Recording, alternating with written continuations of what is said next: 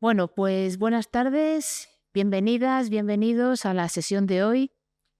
El miércoles pasado comenzábamos hablando del cambio climático, que es una cosa que ya descubrimos que no existe, entonces no pasa nada, tenemos asumido, así que todo bien. Bueno, como veis son temas muy complejos, pero muy del día a día, los que queremos abordar en este ciclo de Locos Años 20. Y después de trabajar este tema tan importante que es el cambio climático y social, pues hoy nos tocaba abordar el tema de la tecnología y su relación con el poder. Y para abordar este tema, pues tenemos la suerte de contar con dos especialistas en la materia desde diferentes lugares, que también eso es lo interesante, el poder abordarlo con todos los matices o algunos de los matices que requiere. Por un lado, contamos con Carelia Vázquez. Escribe desde 2002 en El País Semanal, en el suplemento Ideas y en las secciones de Tecnología y Salud. Consiguió una beca internacional, JS Knight, de la Universidad de Stanford, para investigar los nexos entre tecnología y filosofía y los cambios sociales que genera Internet. Casi nada. Además, es autora del ensayo Aquí sí hay brotes verdes españoles en Palo Alto. Quizá hablemos también un poco de ese tema que puede ser interesante. Y por otro lado, contamos con Marta Cambronero. Ella es licenciada en Periodismo en la Complutense y doctora en Sociedad de la Información y el Conocimiento en la Universidad Oberta de Cataluña. Ha trabajado como redactora en medios y como responsable de comunicación en varios sectores. En 2020 decidió iniciar una tesis doctoral que defendió este mes de mayo, en la que analizó los discursos de odio en las redes sociales y mapeó las prácticas ciudadanas de respuesta. Actualmente realiza una investigación postdoctoral en la que estudia las transformaciones de la esfera pública basada en datos desde la perspectiva de los adultos mayores. Así que con estas dos grandes especialistas, pues vamos a iniciar una conversación en la que queremos tocar algunos puntos relacionados precisamente con esa vinculación entre la tecnología y el poder que, bueno, se pudo escenificar o por lo menos dio la sensación de que se escenificaba muy abiertamente en la toma de posesión de Trump. Recordaréis aquella fotografía, aquellas imágenes en la que el presidente estaba rodeado de algunos de esas personas que lideran ámbitos como Meta, como Google, bueno, diferentes espacios, y la verdad es que fue llamativo. Y les hemos vuelto a encontrar en el viaje que hizo Trump a Reino Unido, y sabemos que hace poco también ha habido una cumbre con los CEO por parte de Trump. Entonces, claro, empezamos a ver pues, imágenes que quizá no eran habituales. ¿Cómo podemos analizar esa escenificación de los grandes responsables de Big Data y en este caso de Trump? Decía, ¿no? Que cuando surgió Facebook en 2010, eran como unos chicos que desde sus dormitorios, uno en Harvard, otro en Stanford, habían creado como estos experimentos y nos parecían monos, simpáticos, pero es que ahora esos personajes, 15 años después, son grandes empresarios multimillonarios que se alían con las fuerzas políticas, ¿no? Esta es la novedad y además lo escenifican porque, por ejemplo, Elon Musk había sido uno de los mayores donantes de Obama, pero no se sentaron a cenar delante del mundo. El de Apple, Tim Cook, también fue uno de los grandes donantes de Obama, luego lo fue de Donald Trump, igual que Elon Musk, pero no había habido esa escenificación de, bueno, ahora todos somos lo mismo. Y yo creo que un buen ejemplo de esto es hay una revista que se llama Wired, que es una revista de tecnología muy conocida en Estados Unidos. Wired, cuando pasó esto, Wired es como la mayor revista de tecnología y saben de tecnología y es su expertise. Pues ellos montaron una sección de política. Contrataron periodistas políticas y se dedicaron a hacer una sección de política y se dispararon las suscripciones porque a la gente le interesaba esa alianza, ¿no? Como decir, bueno, esto ya no es tecnología y esto es otra cosa. Yo creo que eso es un buen ejemplo de cómo han cambiado las cosas.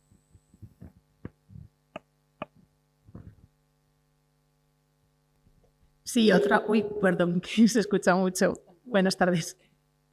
Otro de los ejemplos, bueno, uno de estos personajes, ¿no? De estos propietarios, uno de los más conocidos, Elon Musk, por ejemplo, como también, bueno, y también Mark Zuckerberg en Meta y Elon Musk en X, la antigua Twitter, como han ido también cambiando sus políticas de contenidos, ¿no? En paralelo a este cambio político en este caso en Estados Unidos, pero bueno, también en otros países de Occidente. ahí se ve, ¿no?, cómo han ido transformando, virando hacia una posición más reaccionaria, ¿no?, más permisiva, con los discursos de odio, con la desinformación, con las teorías de la conspiración, un poco pues para estar al servicio, ¿no?, para poner los debates públicos más al servicio de estas propuestas políticas. Creo que hay un caso muy curioso, que es Jeff Bezos, que es el dueño de Amazon, que era como el mega tecnológico, despreciaba profundamente toda la prensa de papel y se compró The Washington Post. Y desde The Washington Post prohibió es una tradición que en Estados Unidos los periódicos en las elecciones apuesten por un candidato. Pues él prohibió en esas elecciones que Washington Post dijera cuál era su candidato. O sea, que fue una intervención directa en lo que es el clima de unas elecciones, desde un medio tradicional, que ellos dicen, eso se muere, pues ¿para qué lo compras? ¿Sabes? Si no sirve, si no tiene influencia, ¿para qué lo compras? Igual la diferencia, o no sé, por lo menos algo que nos ha sorprendido, que nos ha pillado con el pie cambiado, es que realmente se sabía, ¿no? O sea, como se sabía con los grandes medios de comunicación, cuando nos informábamos únicamente a través de los grandes periódicos, ¿no?, o de las radios, sabíamos un poco la línea editorial de cada uno, y bueno, igual a veces se intentaba no hablar de ello, pero la gente lo sabía, ¿no?, en el fondo. Claro, con esto de las plataformas de redes sociales nos ha pillado un poco fuera de juego, porque en 2011 se hicieron una serie de, se bajó a las plazas, se organizó políticamente la ciudadanía, se llegó a ocupar democráticamente, a ganar elecciones a través de esos procesos. Y claro, ahora nos hemos encontrado con que efectivamente el poder que potencialmente albergaban, pues no, esto no lo habíamos previsto. Sí, versión política clara a través de la tecnología también, porque también hay una adopción prácticamente masiva de determinadas tecnologías que la convierten en un medio de influir de verdad. O sea, en determinadas cosas. O sea, hablábamos de Washington Post y Jeff Bezos, pero también los vas comprando Twitter por 4 veces más de lo que valía Twitter, para poder intervenir y para volver a traer a Trump otra vez a Twitter y convertir Twitter en X, que es un sitio, o sea, en los que no sé cuánta gente hay aquí que haya estado en Twitter, pero Twitter era un sitio de debate, donde tú veías cronológicamente las cosas que la gente iba publicando. Y ahora el debate no se publica cronológicamente y el algoritmo te va enseñando cosas que a lo mejor no te interesan, y te enseñan a gente que a lo mejor tú no sigues ni hubieras seguido nunca, pero ahí lo tienes delante, lo quieras o no. Entonces, es una manera también de manipular la opinión pública. Y además, recordando un artículo precisamente que habías escrito en torno a los tecnobros, que sí que me gustaría que desarrollaras qué es eso de los tecnobros, sí que de repente tenemos el nombre y apellidos de esos grandes empresarios, que a lo mejor antes hablábamos de Twitter, pero ahora ya hablamos de X, hablamos de Elon Musk, ya tienen nombre y apellido y son muy reconocidos. Eso no sé si también ha cambiado respecto a épocas anteriores. Por eso, si quieres un poco comentarnos esos tecnobros de los que hablabas en el artículo del País. Tecnobros es la combinación de tecno, porque son empresarios tecnológicos, y bro es como la manera corta de decir brothers, ¿no? Es como el bro es el brother en el gimnasio, es una manera, una confraternidad, ¿no?, de tratarse. Y lo que se trata aquí es de un mundo, de una esfera bastante masculina y muy normativa y masculina, a pesar de que muchos de ellos son gays y tienen sus parejas, pero bueno, son muy masculinos. Algunos de ellos, como Mark Zuckerberg, en los últimos 2 años se han declarado muy admiradores del Imperio Romano, y se hacen camisetas donde ponen una moneda romana con su perfil, no el perfil de Nerón, que era lo que tenía la moneda en su original. Por ejemplo, el propio Zuckerberg ha hablado de la falta de la ausencia, que le echa de menos la energía masculina en el mundo. Entonces, es un mundo tecnológico, pero además es un mundo que de alguna manera, donde si hay mujeres, están en un segundo plano. Ni siquiera se ven las mujeres que hay, porque la segunda de Facebook un tiempo fue una mujer que era Sheryl, no me acuerdo cuál es el nombre, pero bueno, fue la segunda de Facebook y ya no está. Entonces, es un mundo de hombres que además les gusta ser poderosos y que, digamos, ejercen todos los rituales del poder y de cómo soy poderoso y de cómo demuestro poder, pero todos, desde llevar un reloj que cueste $500,000 hasta hacer tomar creatina para muscular, o sea, todos esos códigos de la masculinidad, digamos, más clásica, mezclado con el poder tecnológico, el dinero, y o sea, yo creo que son códigos bastante clásicos de la masculinidad. Por eso se les llama tecnobros, que bueno, lo que son esos brothers tecnológicos. Además, también tienen en común la mayoría de estas grandes empresas tecnológicas una forma de innovación, una forma de entender el negocio que consiste en ir dilapidando inversiones, porque para eso está ahí como esa acumulación de capital, la soltamos aquí a ver si funciona esta idea que he tenido, si por el camino me cargo los derechos de alguien de muchos miles de personas, me da igual en qué territorio, expolio, produzco cualquier tipo de impacto, ¿no? De efectos sobre las poblaciones y los territorios naturales. Eso están desconectadísimos, ¿no? de estas realidades.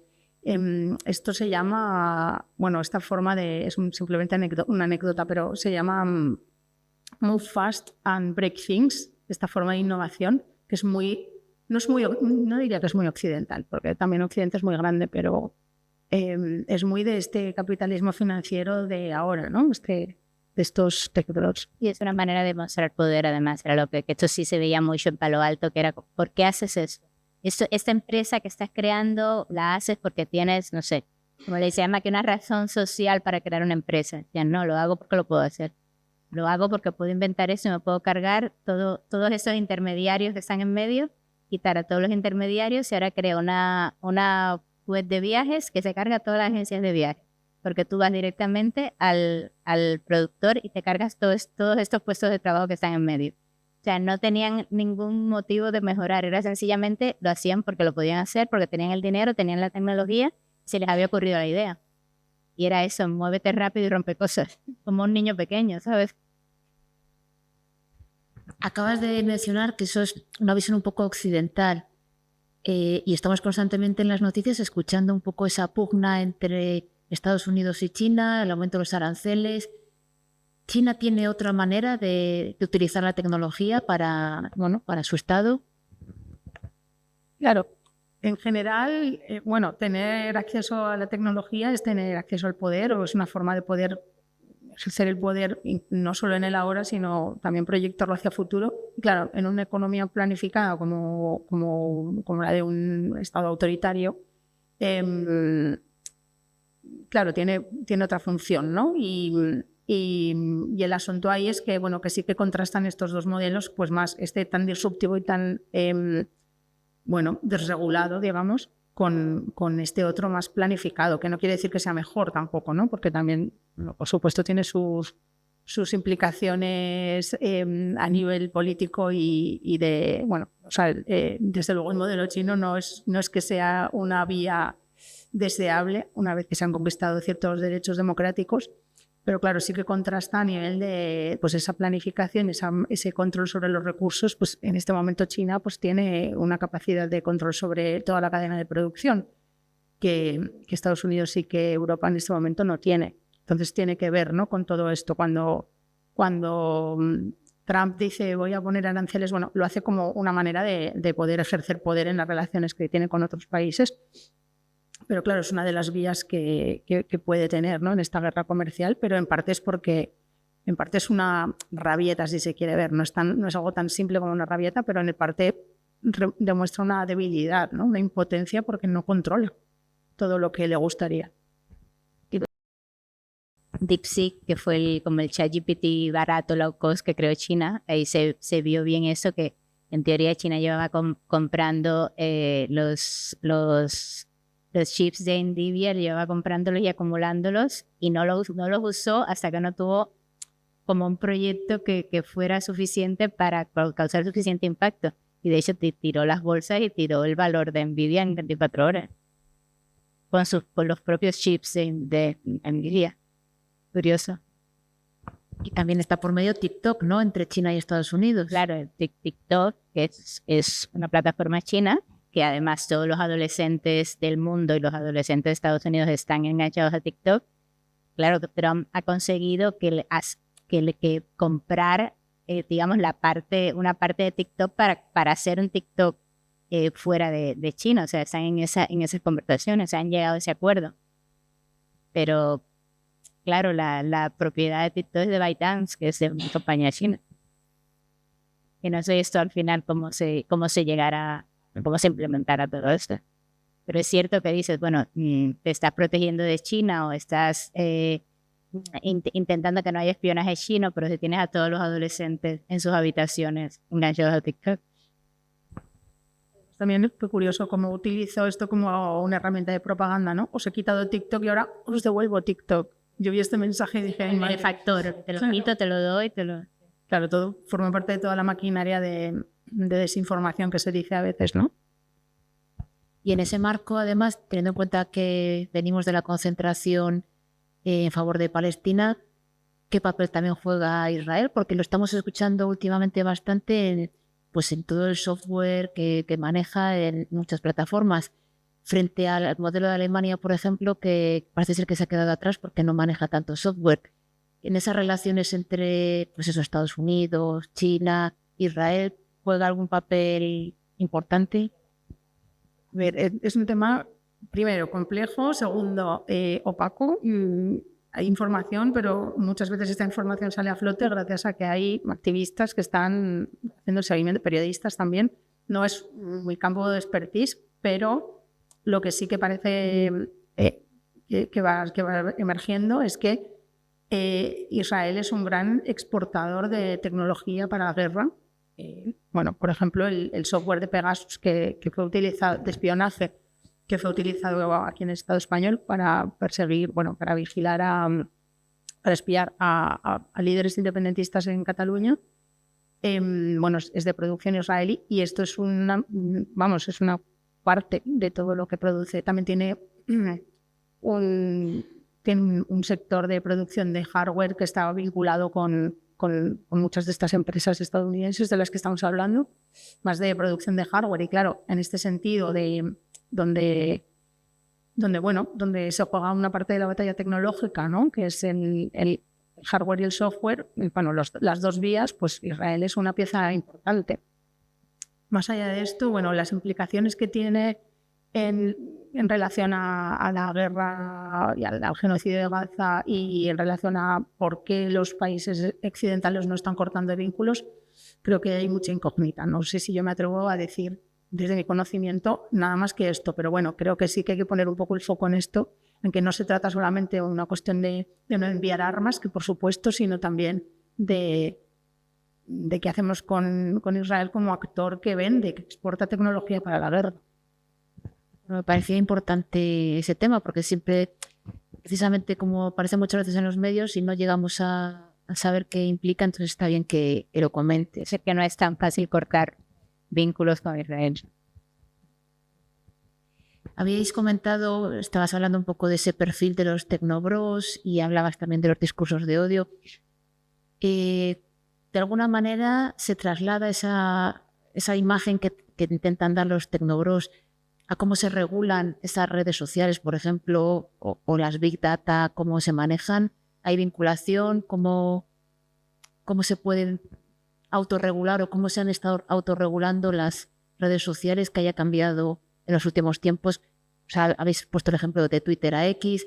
¿Cómo ha ido transformándose este sector en los últimos años? Yo creo que por un lado es lo que es la percepción del éxito, cómo se percibe el éxito a nivel de imagen, que es esa imagen del tecnobro que estamos hablando, que tiene mucha influencia en muchas redes sociales, que tiene que ver, pues, por ejemplo, con toda la cultura estoica, esta que se ha puesto muy de moda en internet, de levántate a las 5 de la mañana, a 50 burpees, cómete no sé cuántos gramos de proteínas y te vas a comer el mundo. O sea, es la cultura tecnobro. Y esto se expande a través de las redes sociales. Y luego es idea individual, un poco individualista, bastante individualista de neoliberal, de que todo es tu esfuerzo, que todo depende de ti, que lo que no consigues es porque no te has esforzado lo suficiente, que siempre te puedes esforzar un poco más, ¿no? Y todo esto yo creo que es muy individualista y eso aísla mucho a la gente, y las redes con la hiperfragmentación que hacen yo creo que tienen mucha función en eso de que cada uno sienta que es un pequeño rey y es un pequeño genio que lo va a conseguir todo solo. Creo que yo lo veo por ahí, por esta vía, una influencia importante. Claro, este tipo de valores como que son los que se han ido haciendo más dominantes, ¿no? Con la desregulación de los contenidos, de la moderación de contenidos y del contenido que es más permitido, ¿no? Que se impulsa incluso desde la propia más visible. La cosa es que aquí hemos ido, en relación a la Unión Europea, hemos ido hacia atrás, porque en 2016 se creó un código de conducta al cual las plataformas se adherían voluntariamente, no solamente en relación a los discursos de odio, también a otro tipo de contenido que puede ser nocivo, pues que puede tener, en relación con, por ejemplo, pues las dietas, ¿no?, de las personas adolescentes o bueno, con cualquier tipo de contenido que puede resultar en algo nocivo para la sociedad. Había un código de conducta al que se adherían y parecía ser, bueno, la reivindicación social ahí era: vamos a hacer que este código de conducta voluntario se convierta en ley en algún momento, en una regulación pues que ya obligue, ¿no?, y que haya algún ente observador y garante de que se cumple este acuerdo. Y lo que hemos hecho es ir, bueno, esto ha quedado en papel mojado, estas regulaciones iniciales, porque, bueno, por todo lo que estamos comentando, ¿no?, porque ya hay una connivencia entre las plataformas y los poderes más reaccionarios precisamente, y además es que nos lo están diciendo, o sea, están saliendo ellos a decírnoslo en sus propios medios. Entonces, bueno. Okay, lo que hablábamos antes con la inteligencia artificial, ¿no?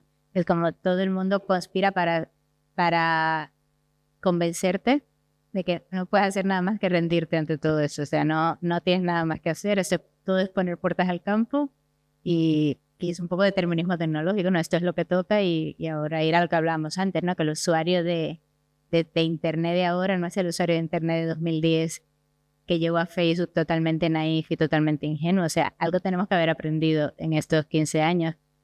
Y yo creo que un poco de resistencia hay que poner a algunas cosas. Creo que no hay que dejarse llevar del todo. Yo sé que es difícil y sé que hay diseño, hay algoritmo, hay un montón de... Y a veces la gente se sale porque no puede hacer otra cosa, ¿no? Es muy difícil estar, pero no estar, o estar controladamente, es muy difícil. Pero yo creo que no podemos seguir siendo los usuarios ingenuos de 2010. Y en ese cambio en estos años, antes lo comentábamos también, ¿cómo ha influido la inteligencia artificial? ¿Cómo nos influye la inteligencia artificial y cómo se vincula además con esos Big Data de los que estamos hablando y con estas grandes empresas tecnológicas? Bueno, ¿Hemos aprendido algo? Sí, yo creo que la inteligencia artificial con ChatGPT, que ha sido creo que lo ha adoptado un 10% de la población mundial en menos de 3 años, es mucho. Yo creo que estamos por ver todo esto, o sea, yo creo que esto está empezando y ya veremos. Ahí también la regulación europea se ha quedado un poco... La verdad que la regulación europea en relación a estas tecnologías es bastante, a las plataformas y a los datos, a la gestión de los datos es bastante buena, digamos, es la mejor, digamos, de todas las que se proponen a nivel global, pero no parecen del todo operativas, porque, por ejemplo, en relación a los datos, a la captura de datos de comportamiento, ¿no?, en línea, de comportamiento y, bueno, de datos personales en general, se salió el Reglamento General de Protección de Datos en 2018, que luego tuvo las transposiciones a los países miembros, que en España ya se practicaba realmente, pero bueno, digamos que en 2018 se homogeneizó y esto en principio nos protegía de que por lo menos nuestros datos valgan algo, ¿no? Aunque esto no sería la vía más interesante, ponerle precio a los datos, pero bueno, darle un valor. Y lo que está pasando es que luego de facto no hay manera de... Sí que hay manera, claro. Al final lo que está pasando es que se está complejizando mucho la gestión de la protección de datos para pequeñas asociaciones, pequeñas empresas, autónomos, y sin embargo el gran meollo, el gran negocio del Big Data se está haciendo igual. Porque al final, si tú quieres entrar a una página web para quizá informarte de lo que ha pasado en tu pueblo, porque estamos yendo hacia allí, no todo el modelo está yendo hacia allí, y resulta que esa página está haciéndote ceder unos datos esenciales para poder acceder al contenido. Si no, lo que puedes hacer es pagar, pero claro, si pagas es porque te has hecho miembro, entonces has tenido que dar tus datos también. O sea, al final es que de facto, la captura de datos es un hecho y no hay manera de luchar contra eso salvo no conectarse, no utilizar todas estas herramientas pues para informarse y a veces para tener una vida cotidiana hoy en día, ¿no? Y este es un poco el drama del asunto, que sobre el papel, sobre la ley podemos ejercer todos nuestros derechos, pero luego en la realidad se ha hecho algo, es poco operativo, son poco operativas estas protecciones. Y también lo que hablábamos antes, por ejemplo, con ChatGPT, que hay como una especie de idilio, que está todo el mundo enamorado de ChatGPT y es como que tienes en tu casa el oráculo y le preguntas si todo lo que te dice ChatGPT lo compras. Y hablando de eso, el propio Sam Altman, el de OpenAI, él mismo se sorprendía y contaba cuando estaban creando Facebook en Harvard, que Mark Zuckerberg le contó a un amigo, le dijo a un amigo, si quieres, cualquier cosa que quieras de cualquier estudiante de Harvard, pídemela porque lo tengo todo. Y el amigo le decía, pero ¿cómo lo tienes todo? Dicen, sí, me lo han dado. Yo lo he puesto, me lo han subido, no sé por qué la gente me lo ha dado, pero me lo han dado. Y entonces Sam Altman decía, están haciendo lo mismo con ChatGPT, yo no sé por qué, no entiendo por qué. Y él decía, es que lo que le cuentes a ChatGPT puede ser usado en un juicio contra ti.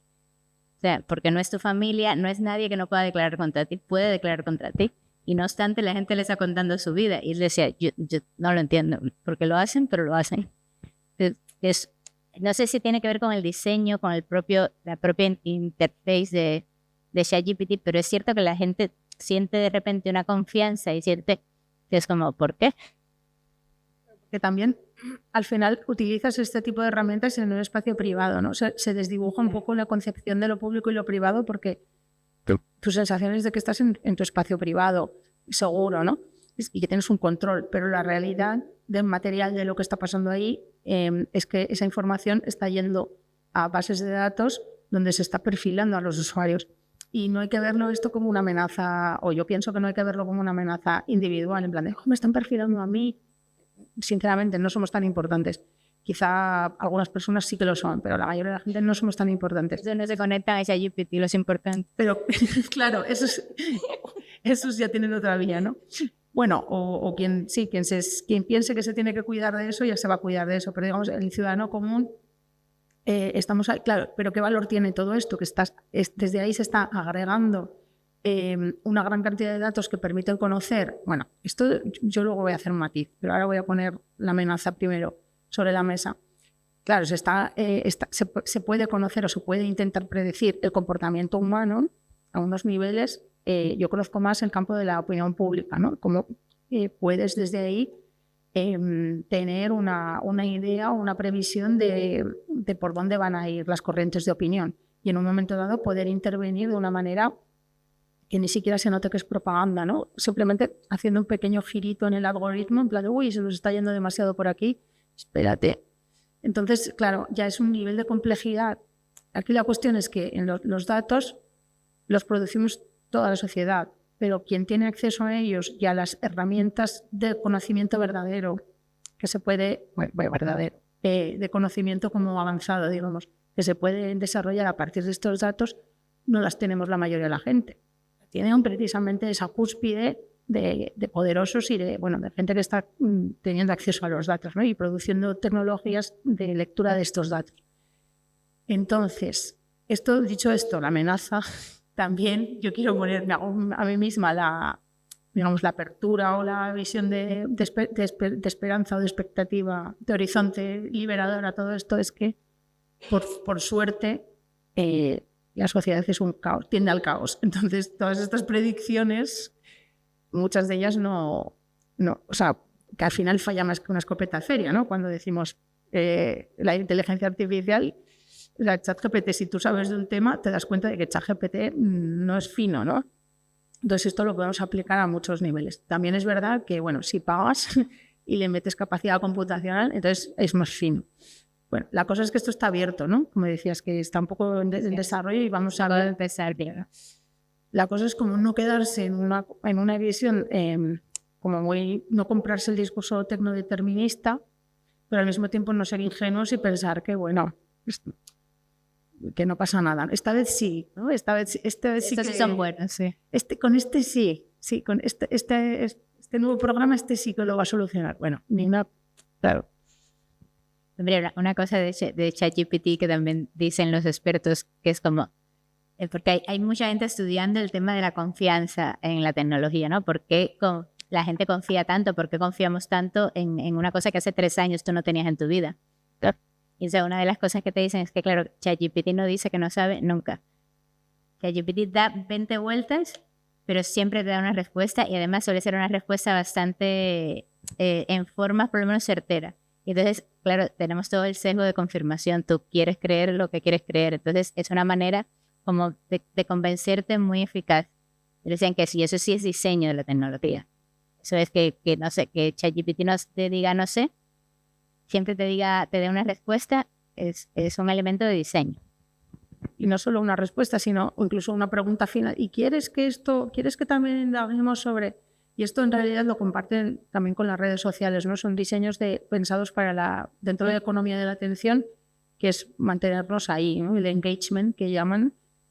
Y bueno, también un poco de lo que se trata es de intentar pillar, ¿no? A entender esto y decir, bueno, salgo de saber aquí, cómo ¿no? funciona. Saber romper con eso un poco.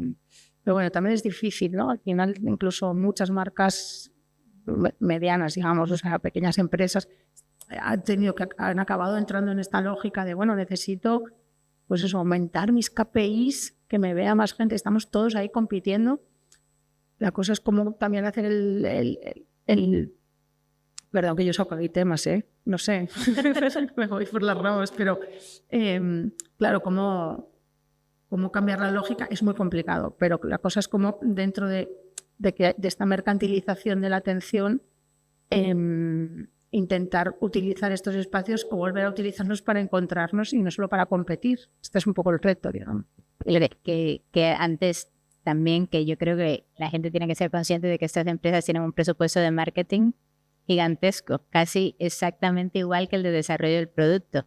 Entonces, hay mucha gente inteligente pensando en cómo hacer que esto sea imprescindible en tu vida. O sea, esto, vamos, yo estoy como si lo viera. Es así. Y o sea, hablando de la burbuja, de que a esas alturas, más o menos, todos los actores económicos importantes no dudan de que va a haber una burbuja de ahí porque hay mucho dinero, hay mucha inversión, hay muchas cosas parecidas. Entonces, hay muchas cosas que son reiteraciones de otras que en algún momento va a haber una burbuja. Pero entonces ahora dicen que va a ser una burbuja buena. Entonces te lo dicen o no, bueno, pero no va a ser una burbuja, no va a ser el crash del 29, va a ser una burbuja buena. Ya veremos la burbuja que es cuando explote la burbuja. Sí, lo que es preocupante es que las instituciones públicas estén sean las principales abanderadas de la inteligencia artificial y que, claro, lógicamente las empresas van detrás, ¿no? Si te dicen no vas a ser competitivo, tienes que meter esto en tu cadena de producción, como sea. A mí me parece preocupante porque al final, bueno, a ver, la inteligencia artificial son muchas cosas, tiene muchas aplicaciones, no se puede hacer no convendría hacer grandes statements que reduzcan la complejidad de la cuestión, pero sí que hay que tener en cuenta que ChatGPT es de OpenAI, es una de estas empresas de Big Tech, de los Tech Bros que comentábamos, que no es lo mismo que desarrollar tu propia inteligencia artificial de manera abierta. O sea, habría que diferenciar un poco el modelo de negocio de lo que es la técnica en sí, ¿no? Lo que podría estar al servicio de otra sociedad, estos mismos avances técnicos, digamos.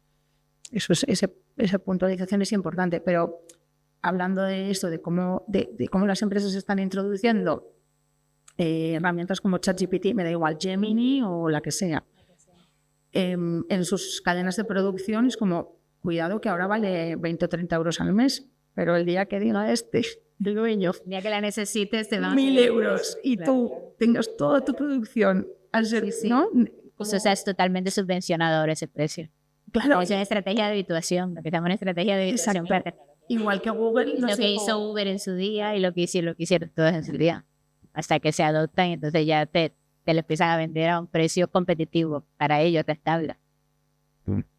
Sí, va a ser el pregunta. Por ahí, no sé si eso es burbuja o qué es, pero yo me lo pensé. O sea, lo ha hecho mucha gente, o sea, el Wall Street Journal, todos los grandes periódicos económicos, pues, sé que es algo que todo esto peta. Y en este marco, ¿cómo influye en la democracia? Quiero decir que hay debates, comentábamos anteriormente, hay debates en torno a si esto es un tecnofeudalismo, es un tecnocapitalismo, pero al final la cuestión es, viendo esa escena de la que hablábamos al principio, en la que están todos los tecnobros rodeando a Trump, ¿cómo juega ese papel la tecnología en torno a las democracias? ¿O no juega ningún papel? ¿Las ayuda? Que ha influido en elecciones importantes. O sea, ha influido creo que se ha aprobado la de Rusia y alguna otra más, que ha habido un vuelco electoral en un sentido y en otro. Y luego se limpian en determinadas cosas. O sea, en España está pasando con el franquismo. En TikTok, o sea, si te metes en TikTok, entiendes por qué el 20% de los jóvenes españoles creen que el franquismo fue una cosa buena para España. Y o sea, al final tienes que pensar en una plataforma, los algoritmos o sea, tú tienes, ¿cómo explicar? Se visibilizan determinadas cosas con una intención. O sea, nada es casual, nada es neutral. Entonces, creo que en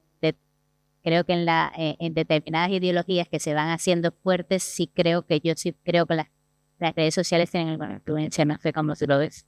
Sí. Bueno, aquí han salido muchas cosas interesantes. Es que por un lado, los términos estos de tecnofeudalismo y tecnocapitalismo son súper interesantes, porque claro, hablan un poco como de la estructura, que quiénes somos los ciudadanos allí, ¿no? De repente estamos reducidos a usuarios, meros usuarios de plataformas en las que, bueno, como decía, se compite por nuestra atención. Entonces, en ese sentido, nuestra atención es el producto, o sea, la materia prima, y bueno, como un poco intentan ordenar, ¿no? Estos conceptos, el tecnofeudalismo viene a decir, bueno, tú al final no puedes salir de ahí, no eres más que, sí, eres al final materia prima y producto, ¿no? Estás ahí, tu rueda de hámster en la plataforma no te deja salir del concepto de usuario.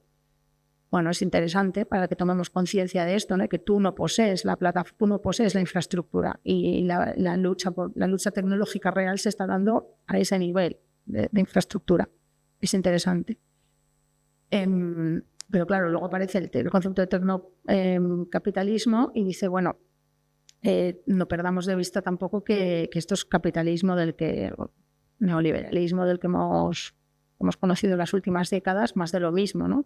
Después de ese proceso de financiarización tan fuerte de la economía de los años 70, ya no se asocia el valor tanto a lo tangible, sino a las opciones financieras de futuro, aparece pues esta necesidad del capital de tengo que colocarme en algún sitio para seguir obteniendo beneficios. Y esto, ahí hay como la tormenta perfecta, no sé si es la expresión adecuada, pero bueno, como que se juntan una serie de factores que hacen que tomen la decisión de desarrollar todo esto, ¿no? A ver a dónde llegamos, porque también es un poco así, ¿no? Esta cosa. Entonces, claro, va un poco por ahí esta cuestión. Y luego lo que estabas diciendo que era muy interesante es que sí, lo de claro, entonces ¿qué pasa? Que esta economía de la atención, estos espacios de la atención se han hiperfragmentado y están desregulados, ¿no? En nombre de la libertad de expresión, además, que es un valor, desde luego, es un bien a proteger, pero claro, se ha pervertido, ¿no? Este uso de la libertad de expresión para decir, hombre, igual alterar, ya no te digo consensos, sino verdades, ¿no? O sea, cosas que se han documentado y que están hechos, que están demostrados. Ahora de las que ya no se dudaba, ¿no? De las que ya no se dudaba y que de repente se le da la vuelta. Claro, incluso, volviendo al tema de la guerra, cómo se utiliza bueno, no sé si señalabas por ahí, pero cómo se pueden utilizar para influir en procesos electorales de otros países, ¿no? Y claro, ahí son grupos de poder los que entran. O sea, la ciudadanía normalmente es utilizada en estos procesos. No es que yo desconozco que haya habido autoorganización social para intervenir en estos últimos años, hablo. Son ya como grupos de poder que externalizan campañas a países donde no hay ningún tipo de regulación, granjas de bots, no sé si es familiar a este concepto, pero con un poco, digamos, usuarios falsos, que están allí pues personas trabajando a sueldo para campañas electorales, ¿no? Y luego de repente aparece, aquí hay una línea de opinión, una corriente de opinión, esta gente no existe, estos son creados robots. Y claro, que tengamos toda esta tecnología que sería interesantísimo que pudiera estar al servicio realmente de mejorar nuestras vidas, ¿no? El que la tengamos y produciendo este tipo de cosas, destruyendo nuestras democracias y nuestro, cierta estabilidad, ciertos espacios de seguridad, ¿no? Y de vida común, de vida colectiva, de formas de ganarse la vida. Porque, por ejemplo, también hablabas antes, me he acordado, por ejemplo, que ahora ya ha salido del debate público, pero ¿os acordáis cuando apareció Uber, Airbnb? Decían, es que aquí hay un nicho de negocio. Bueno, estás haciendo negocio. Uber, ya existían los taxistas que tenían una seguridad laboral, ¿no? Y de repente aparece Uber. Y una regulación, un servicio regulado. Claro, el nicho de negocio es fastidiarle la vida a alguien, pero es que eso, ¿qué es?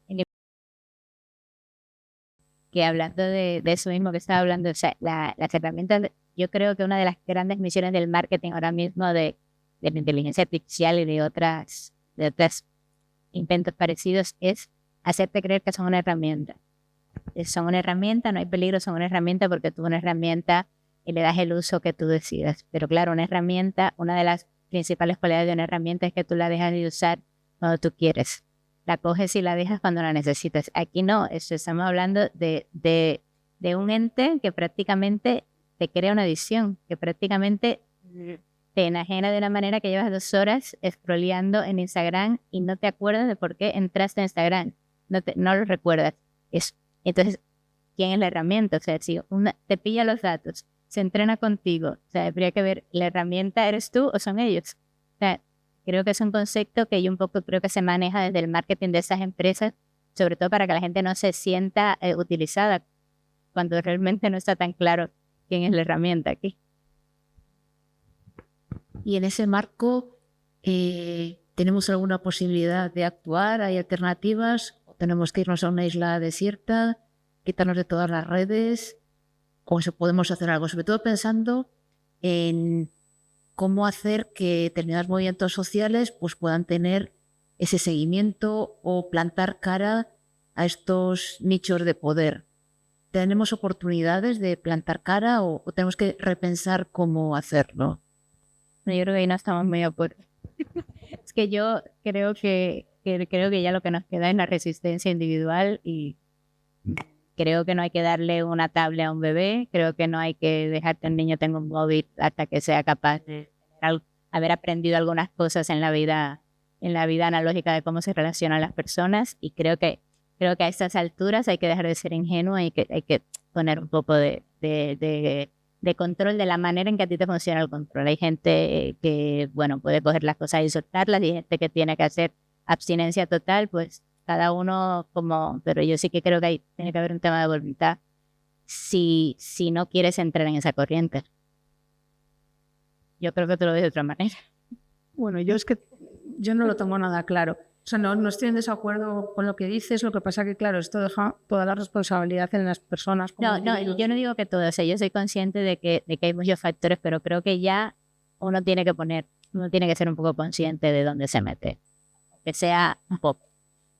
Claro, la cuestión es que como se han convertido en herramientas imprescindibles, claro, o sea, al final están las administraciones, ¿no? Están pidiendo unos ciertos niveles de, bueno, es que hay muchos trámites que ya no se pueden hacer presencialmente, o que es muy difícil hacer presencialmente. Entonces, tampoco existe un móvil marca blanca o un ordenador. Sí que hay, bueno, existen opciones éticas, que es una de las vías. Pero claro, el problema con las opciones éticas es muy parecido al, bueno, tiene las limitaciones que tiene todo lo que tiene que ver con el consumo responsable, que también creo que son las limitaciones que tiene lo que planteas, que no digo que, claro, esto es fundamental, pero tiene limitaciones. La cuestión es también cómo entrar al propio sistema, cómo regular todo esto, ¿no? Cómo renombrar las cosas, volver a poner un poco el eje y decir, a ver, realmente, ¿qué es libertad de expresión? ¿Qué es la libertad de expresión que hay que proteger? ¿Cuáles son los bienes fundamentales? ¿Para qué desarrollamos tecnología? Y esto, claro, el papel es de las instituciones públicas, llamémoslo Estado, llamémoslo municipio incluso, o sea, porque también a nivel municipal, yo recuerdo hace unos años que, bueno, soñábamos porque soñar es gratis y porque tenía una base de realidad. En un momento dado, pues que, por ejemplo, pudiera haber redes sociales públicas gestionadas de manera, tanto que se habla de lo público-privado, pues de lo público-comunitario, por ejemplo. No es un modelo extrañísimo, no sé. En Canadá, por ejemplo, existen... Había un proyecto de redes sociales públicas de los que financiaran como financian los museos y cómo se financia la Enciclopedia Británica en su día, pero no sé eso cómo habrá evolucionado, pero sí que había ese proyecto. No sé cuál es en concreto, igual estamos hablando de lo mismo o algo parecido, de la misma corriente. De hecho, en la academia hay una línea argumental fuerte. Lo que pasa que, bueno, luego se traspasa lo que se traspasa, ¿no? De un sitio a otro, pero hay una línea argumental. Muchísimos académicos llegan a la conclusión de que hay que desarrollar medios públicos, medios de servicio público. No tiene por qué ser de propiedad del Estado. Puede ser, como dice, por ejemplo, el modelo de la BBC es muy interesante porque es un medio público, pero al final los propietarios son los propios televidentes. Entonces da una sensación de que, bueno, tú tienes un cierto control, ¿no? No es el Estado el que decide. Por ejemplo, aquí el modelo de televisión autonómica, desconozco en Castilla-La Mancha, Castilla y León, lo siento. Yo soy de Aragón, que también se olvidan de nosotros, no pasa nada. Estamos igual. En Aragón, por ejemplo, no es una mala televisión, es una buena televisión pública, pero el modelo al final está muy politizado, ¿no? Como muchos, también Radio Televisión Española, son buenas televisiones públicas, pero al final son modelos como muy jerarquizados, ¿no? En ese sentido. Explorar otras vías de medios públicos, no solamente televisivos, sino en este caso de redes sociales, porque al final nos vamos a necesitar encontrarnos ahí. Hemos aprendido a esto, hemos aprendido a hacer las cosas así y, bueno, me parece una pena también. No sé, yo he sido muy tecnófila. Ahora me estoy comiendo todas mis palabras de muchos años y claro, me doy cuenta de todos estos riesgos y amenazas, pero pasarme al otro polo no me parece, bueno, honesto en mi caso, no sé si es lo que importa, pero como que no me parece ni siquiera justo con nosotros como seres humanos, ¿no? Hemos desarrollado estas cosas. La de la inteligencia artificial es una barbaridad, pero ¿por qué tiene que estar al servicio de ciertos modelos económicos? Privada. ¿Perdón? Porque es una tecnología privada que han desarrollado ellos. Pues expropiese. No, es complejo, no es que sea una cosa tan fácil, ¿no? Y luego también está la cuestión, empieza a haber traigo un ejemplo, por ejemplo, una anécdota, anécdota que no es pequeña.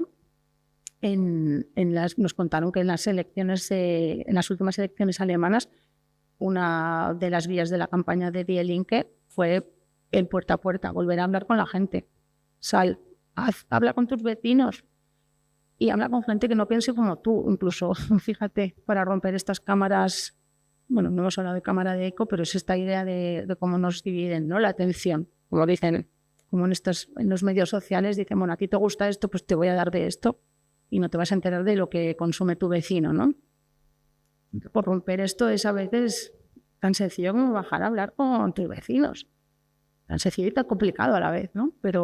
Y a la vez esto no va a ser lo que va a solucionar el problema, pero bueno, es una suma de factores. Y luego, por supuesto, tener proyecto, porque uno de los asuntos más complejos, más controvertidos, es que si estos contenidos perniciosos conectan con la gente, es porque de algún modo en la gente hay un deseo y una incertidumbre y algo que está esperando que llegue. Es la insatisfacción general. Entonces, claro, soluciones fáciles, soluciones rápidas, respuestas rápidas, pues lo que la gente quiere, sean verdad o no sean verdad. ya como la verdad es ya como una opción secundaria. Claro, cuando tus medios de vida están en riesgo, la verdad te da igual, quieres que venga alguien a solucionarlo. Entonces, claro, tener un proyecto, y el proyecto, bueno, yo no sé cuál es el proyecto, esto excede esta mesa, pero bueno, se está hablando también de las transiciones ecosociales que un poco reúnen, ¿no?, la cuestión de todo esto de tener medios públicos, de medios al servicio del bien común. Y habría que integrarlos en un proyecto colectivo, y eso, no es aquello de tampoco de decir no tenemos responsabilidad individual, es un poco todo, ¿no? Son todas las piezas del puzzle. Sí, porque a veces hablamos de la tecnología, bueno, lo comentabais antes, como ese ente neutro, que ya vemos que no lo es, y como además algo etéreo. Pero claro, ese algo etéreo en realidad está muy pegado también a la cuestión del cambio climático que tocábamos en la semana anterior. Centros de datos de la inteligencia artificial. Exactamente. Claro, y de eso no se habla. Introduzco el otro factor. La gente pensaba, yo no sé si os recordabais cuando decías, bueno, hay que eliminar el papel porque los árboles, tal. Los centros de datos son mucho más contaminantes o sea, que no digo que esté bien talar árboles, ni mucho menos, pero quiero decir que lo está sustituyendo por una tecnología tan contaminante y tan dañina, o sea, pero se sabe menos. Se percibe que las tecnologías digitales son ecológicamente sanas. Ese es un factor. Y el otro factor que quería incluir también es el tema de los derechos laborales. Porque hablamos de la tecnología, bueno, como si no existiera, como si fuera algo intangible, pero detrás hay muchas cuestiones tanto laborales como ecológicas. Hay fuerza de trabajo barato detrás de todas esas tecnologías súper sofisticadas, y hay granjas de voz, y hay gente creando contenido con un teclado así cobrando €1 el día. Sí, incluso para la codificación de los datos, ¿no?, para que luego la inteligencia artificial sepa unir conceptos. Hay gente que le está enseñando a hacer eso. Y entrenando máquinas por muy poco dinero. Sí, que también se tiene esa percepción de que todo eso es magia, de que eso está operado en algunas partes del proceso por maneras muy rudimentarias de trabajo. Bueno, tenemos una tarea importante por delante. En esa creación de la opinión pública que has sacado anteriormente, en esa relación con la libertad de expresión, claro, y yo insisto en esta idea, ¿cómo podemos, más allá de lo de la puerta a puerta, que me parece muy interesante, pero cómo podemos hacer frente? Porque muchas veces nos rompemos la cabeza con, pues si hay una campaña que habla de que blanquea el franquismo, pues vamos a intentar hacer lo contrario. ¿Eso sirve o es mejor volver puerta a puerta y en las clases de historia hablar del franquismo? A ver, yo no lo sé, yo me he dedicado a la comunicación y, bueno, me dedico, pero ahora me paso al análisis, que es más fácil, pero estar liderando campañas de comunicación, haciendo comunicación para organizaciones, es muy complicado. Entonces, es fácil hablar. Yo no lo sé, la verdad. Si tuviera que hacerlo ahora, yo diría, no lo sé. Yo diría que el algoritmo enseña más unas cosas que otras en determinados. Está en X esclarecer. En X esclarismo que hay determinados contenidos que se enseñan y otros. Sí, la cosa... tienen el algoritmo ese de para ti, luego tú tienes dos opciones, el para ti y tus seguidores, la gente que tú sigues.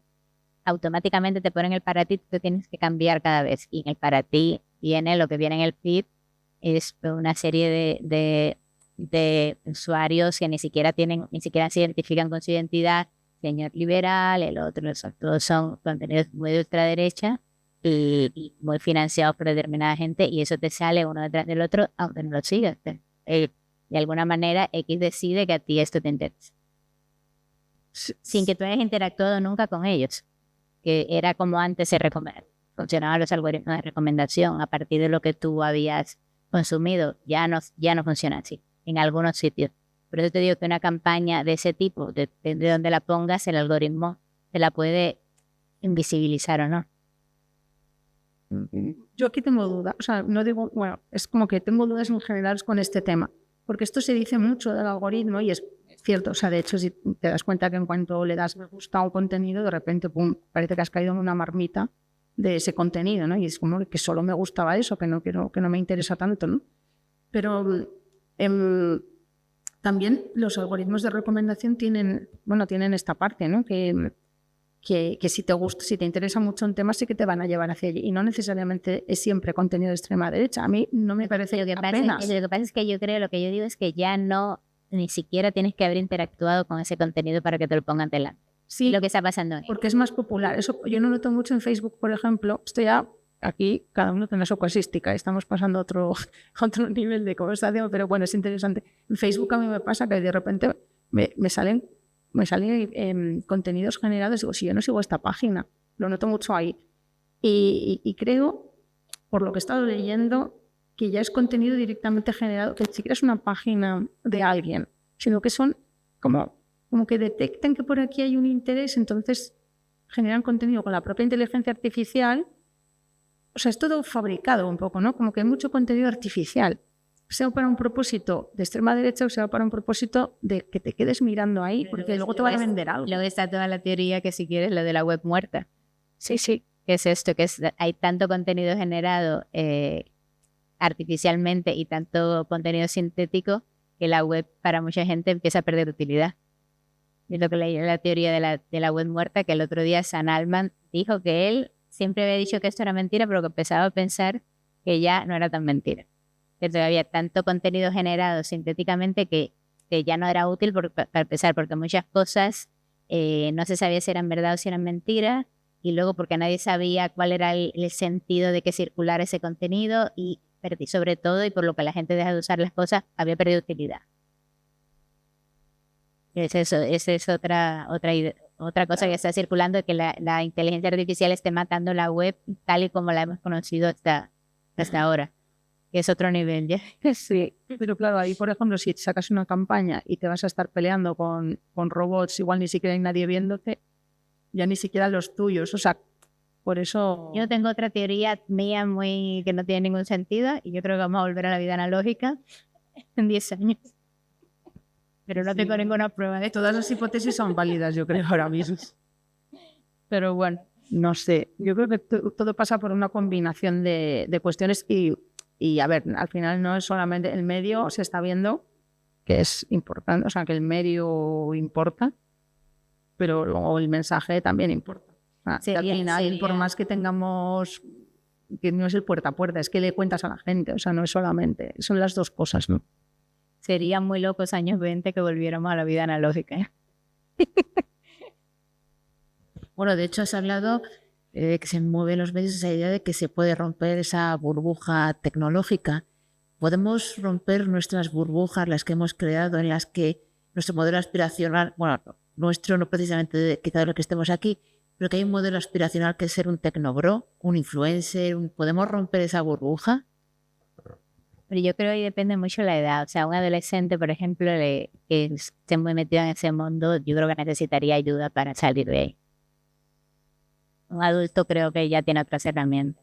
Pero por eso yo creo que hay que proteger mucho a la gente joven, a los niños, porque además no tienen otra experiencia. O sea, todos nosotros hemos tenido otra vida antes de Internet, pero alguien tan joven no tiene otras referencias. Yo creo que ahí tendrían más dificultad para salir de ahí y enfrentarse al mundo tal cual es y aprender a otras cosas. De hecho, hay muchos problemas en las universidades de Estados Unidos, de la Ivy League, las grandes universidades, con los que matriculan, que son brillantes, son genios, pero son incapaces de ir a un despacho a hablar con un profesor, no tienen ninguna herramienta social, nada. Tienen que ir los padres a hablar con los profesores, a solucionar cualquier mínima, porque no tienen habilidades sociales. Y, o sea, una de las teorías, no creo que sea la única, es todo el tema de que no han tenido mucha interacción social en su vida. Yo creo que hay grados, ¿no? O sea, como que una cosa es estar en una de estas, pues sí, bueno, sí, es como caer en una adicción, de alguna manera, en una de estas redes o en estos foros radicalizados, ¿no? Y formar parte de estas campañas o directamente de estas formar parte de la base de usuarios y de espectadores de estos influencers, ¿no? Están ahí como muy... Bueno, hay varios, ¿no? De estos que se han hecho un poco famosos. Yados, que ahora ya no está tanto no está en la picota, pero... Ibai. Bueno, pero Ibai es como de los buenos, ¿no? O sea, los que lanzan estos valores, bueno, tampoco sé si es de los buenos, pero no es de los más polémicos en este sentido. Había otros, el Yado sí que era esto de la vida estoica. De los burpees, Yado de Sí. los burpees. Y estafando a la gente, o sea, hay como más tema. Como que una cosa es estar como muy, pues es un poco enganchado o atrapado en alguna cosa de estas, ¿no? O en foros radicalizados. Y otra cosa, pues bueno, es tener un uso, pues estar enganchado al scroll, ¿no? No sé, yo la verdad que hay cosas que se me escapan y una de ellas es cómo vive la gente joven, porque tengo muy poco contacto con gente joven. Me gustaría decir que soy joven, pero ya no lo soy. No, sería una ficción decirlo, o sea, realmente no lo sé. Y eso creo que también, bueno, yo quiero pensar que todas las poblaciones, los grupos sociales de los que no entendemos cosas, tienen su propia lógica interna, ¿no? Y cuando reclaman, más que cuando reclaman, cuando les seduce algo de lo que les cuentan del franquismo, yo quiero pensar que eso no significa que vaya a haber necesariamente o automáticamente un viraje hacia posiciones reaccionarias o más cercanas a lo que era el franquismo, sino que hay algo que... Hay una pulsión de que hay algo que no les encaja de lo que hay ahora, ¿no? Bueno, lo que dicen los sociólogos de las generaciones más jóvenes es que, claro, la generación, digamos, la primera generación del descenso le llaman ellos, ¿no? Como que van a vivir peor que los padres, ya lo saben, ya, y entonces quieren orden en todo, y orden es lo que hablábamos antes, que están dispuestos a sacrificar libertades por el orden. Claro. Esto no. Esto es más viejo que todo. A nivel electoral se traduce en las opciones más autoritarias. Claro, y esto es muy viejo. O sea, esto no es de ahora. Esto Hobbes ya, y supongo que no era el primero tampoco que lo dijo, hablaba de esto, ¿no? Cuando hay esta tendencia al caos, pierdo el control, no veo garantizada mi estabilidad. Hoy en día pues se puede ver en la crisis de vivienda, también en el empleo, pero bueno, sobre todo creo que es la vivienda, ¿no? No vas a poder prosperar de una manera razonablemente básica según los estándares en los que has crecido, de la sociedad en la que has nacido. Pues bueno, esas ideas autoritarias pueden calar de manera natural, ¿sabes? Hay un encaje natural. Entonces, es un poco, no para decir esto es, bueno, no pasa nada, chicos, vamos hacia allí, no, pero entender que son varias piezas, ¿no?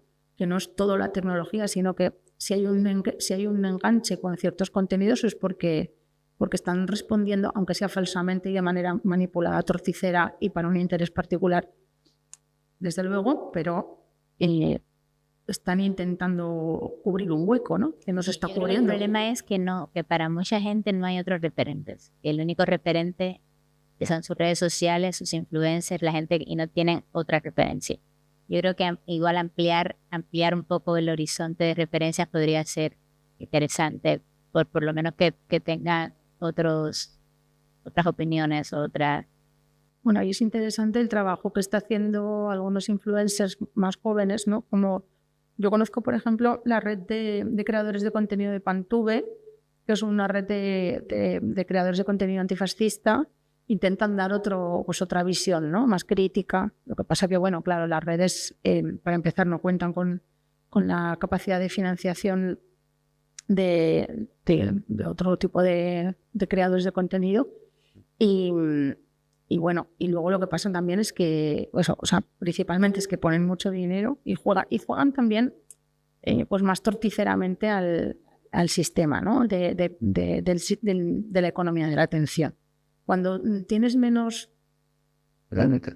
principios éticos, cuando eres en ese sentido tienes menos límites éticos, puedes jugar pues con más con menos límites el sistema, ¿no?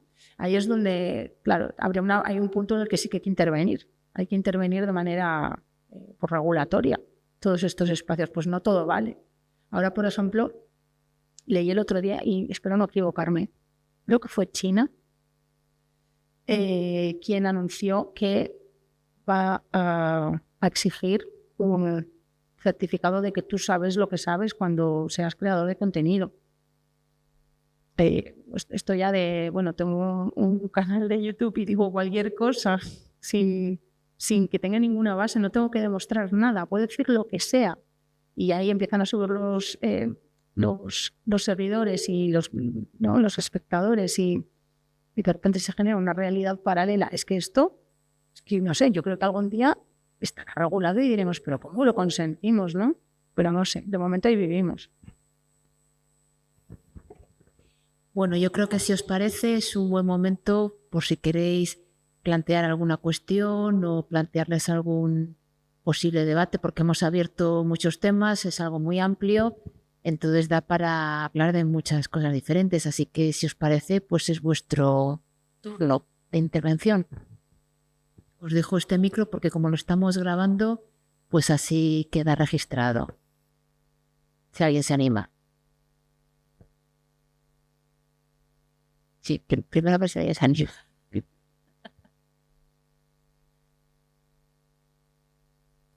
Muy bien, Elena, ahora sí. Bueno, pues yo en primer lugar,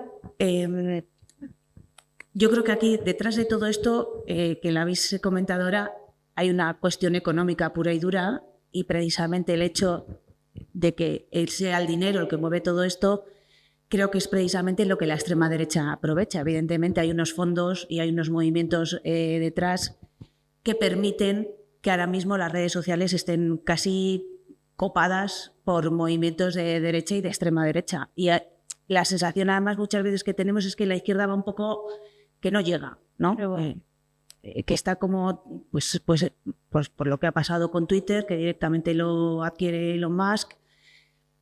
A mí me preocupa, por ejemplo, el tema de TikTok cuando llega a Estados Unidos, ¿no? Porque claro, aquí habrá que pagar un peaje, y entiendo que es una interpretación individual que yo hago, que pueda ser que evidentemente se vaya a plagar de mensajes del movimiento MAGA. Y no sé si es un poco, si es una opinión que compartís o por dónde puede ir la intención del gobierno de Trump de adquirir y de los permisos estos de TikTok. Yo creo que Europa va a seguir con el creo que o sea, Estados Unidos va a comprar una parte de TikTok y ellos van como a hacer su TikTok. Pero yo creo que Europa seguirá con los ByteDance, con los chinos. O sea, que no creo que haya ningún cambio en Europa por la compra de Estados Unidos. Pero que tampoco es bueno TikTok en Europa ahora. O sea, no, yo creo que esto es una tecnología tan adictiva que es... O sea, yo leí una estadística que decía como que eran 35 minutos que te pusieras al algoritmo de TikTok y ya estabas enganchado. Una cosa brutal.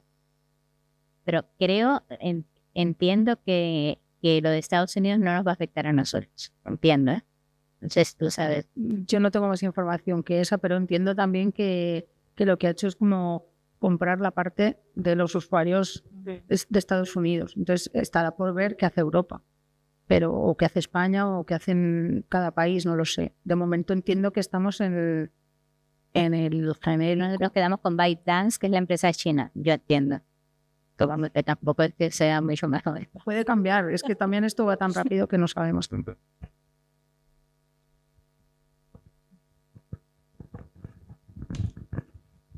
Bueno, yo viendo los contenidos en las redes sociales que cada vez se inclinan más hacia una u otra tendencia y tienden cada uno pues, a tirar para su lado, y sobre todo la sobreintoxicación que hay en las redes sociales, en la sociedad de la información, ¿creéis que a medio plazo la sociedad puede volver al modelo tradicional de información, a los medios escritos, y viendo que en las redes no solamente no informan, sino que o sobreinforman mal, o intoxican, o confunden? No sé. Yo tengo mi teoría, pero no sé si tiene alguna validez. Yo creo que la intoxicación va a ser tan grande, creada además por todos los contenidos creados por inteligencias artificiales y por robots, que la gente va a desconfiar de todo lo que no sea de pago de internet. O sea, al final, yo creo que al que le interese estar informado va a buscar un cauce de confianza, el que sea, y va a tener que pagar por él, porque todo lo que sea gratis en internet, yo creo que va a estar totalmente contaminado de contenido sintético. Esa es mi opinión, pero es lo que creo que va a pasar, pero no tengo ninguna prueba para decirlo. Yo coincido bastante con esto, con esa previsión, no sabemos lo que va a pasar, pero de hecho ya es un poco así. La gente que paga por los medios de comunicación, por suscribirse, que en realidad es bastante barato, bastante ridículo que no estemos... Cuando se compraba en el kiosco el periódico. Ahora en que deberíamos estar suscritos las personas a las que nos importan estar. Lo digo por mí, porque yo, por ejemplo, pues bueno, cuando pueda lo haré. Y sé que es importante. Estamos suscritos a Netflix y no estamos suscritos a 2 o 3 periódicos en los que confiemos, ¿no? Pero bueno, creo que eso es importante. ¿Qué pasa con esto? Que, claro, hay una premisa, o sea, confiar en que eso es la única solución es confiar en la premisa de que todo el mundo quiere informarse bien. Y lo que estamos viendo es que... Mucha gente que no le interesa. No, y que también está mezclado todo un poco con el infoentretenimiento, ¿no? Este género que ya se ha hecho popular desde hace un par de décadas o 3 ya.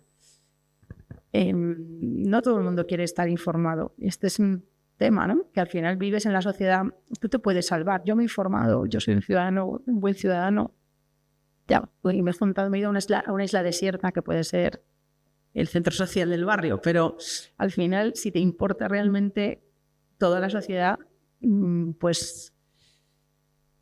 Yo por eso insisto que en algún momento hay que cortar el grifo, o sea, hay que regular, porque tú convives en tu sociedad con otra gente que también vota y que, bueno, que tiene que seguir teniendo el derecho a votar, por supuesto, y vas a comprar y vas a coincidir en la fila del supermercado y esa gente es que son tus vecinos, o sea, y a lo mejor no quieren pagar por medios de comunicación. Entonces, no sé, yo no sé decir nada más que esto, ojalá tuviera una solución, pero...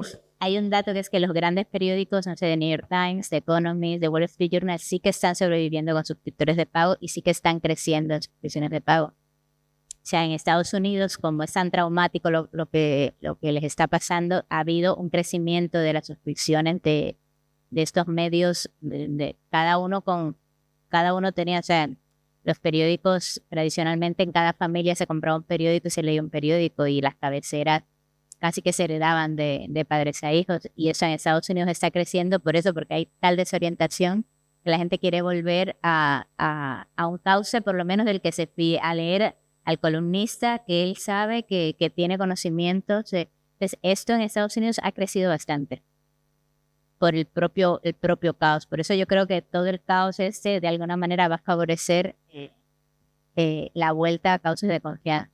Quiero pensar eso. De todos modos, los medios de comunicación, eso que llamamos medios tradicionales, ya no existen, porque todos los medios, todas las grandes cabeceras y los grandes, las radios, las televisiones, tienen su versión online, que también está montada en este negocio de la captura de datos y de la economía de la atención. Una cosa que puedo decir, sigues teniendo un código ético. Y sigues teniendo, no puedes decir lo que te da la gana, sigues teniendo que confrontar con tus fuentes independientes todo lo que dices. O sea, no eres un youtuber diciendo lo que te da la gana, y si tienes un problema te denuncian y vas a juicio. O sea, últimamente en todos los juicios que ha habido aquí del fiscal general, todos los que están sentados en el banquillo son periodistas. Nadie ve a un influencer sentado en un banquillo porque no tienen ningún código ético ni se rigen por ningún tipo de regulación. Entonces yo creo que eso es una diferencia. Aunque estén en el mismo entorno, no se trabaja igual. Porque tienes un código ético y los medios de comunicación tienen códigos éticos. No puedes hacer no puedes mentir. Puedes mentir, pero luego tiene consecuencias. Sí, desde luego no lo quería poner al mismo nivel. No, pero porque simplemente que es una vuelta a lo que había y ya no hay. Esta es la cuestión. Porque ya también estos medios, y que lo comprendo, eso no es una crítica, para una forma de sobrevivir en esta economía es personalizar los contenidos. Entonces también incide en esta idea de que buscas lo que te confirma. Los de pago ya no hacen eso. ¿No? No, porque los de pago ya, el suscriptor de pago, para empezar, le sienta fatal que le hagan eso, y le sienta fatal el content content, y le sienta fatal la persona que paga quiere contenido serio. Entonces ya no puede hacer esta cosa.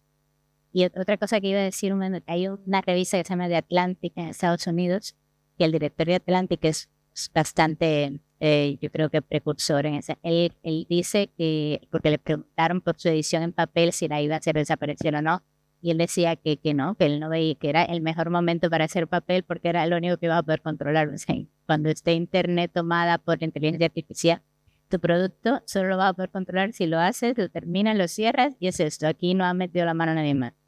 Que tiene cierto sentido. No sé si la gente querrá volver a leer papel. Habrá que verlo. El cambio de hábito de consumo de noticias ha sido muy, muy, muy fuerte. Pero yo creo que estamos en una transición ahora complicada.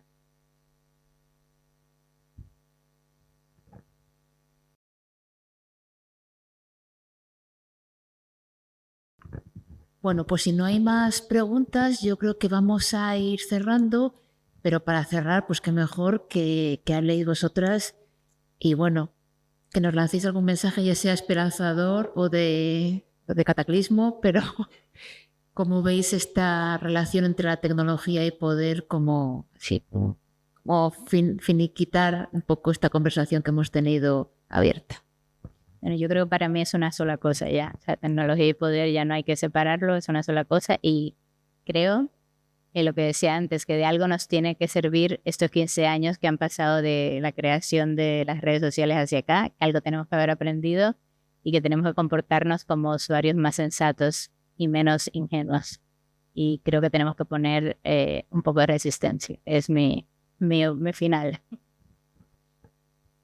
Bueno, yo un poco por sintetizar en alguna idea, bueno, tomar conciencia, incidir en esta cuestión de que tenemos que tomar conciencia de que los dispositivos cotidianos, ¿no?, que utilizamos, las tecnologías cotidianas, tienen una propiedad, tienen un poder, están en servicio de un cierto modelo, pero que al mismo tiempo no termina las posibilidades de futuro no terminan en nuestra condición de usuarios, ¿no?, sino que el ser humano es mucho más y que como personas somos mucho más y que hay algo de incierto, y en ese camino incierto, en esa parte del incierto, también se abrirán grietas a las predicciones, ¿no?, y a las previsiones y a los planes.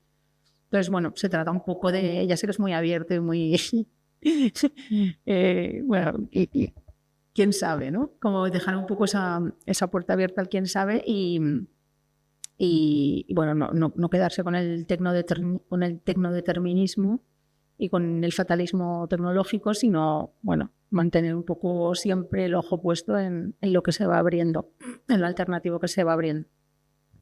Pues está bien, porque la semana pasada acabábamos hablando de que en el cambio climático pues había que huir no solo del negacionismo, sino también del fatalismo.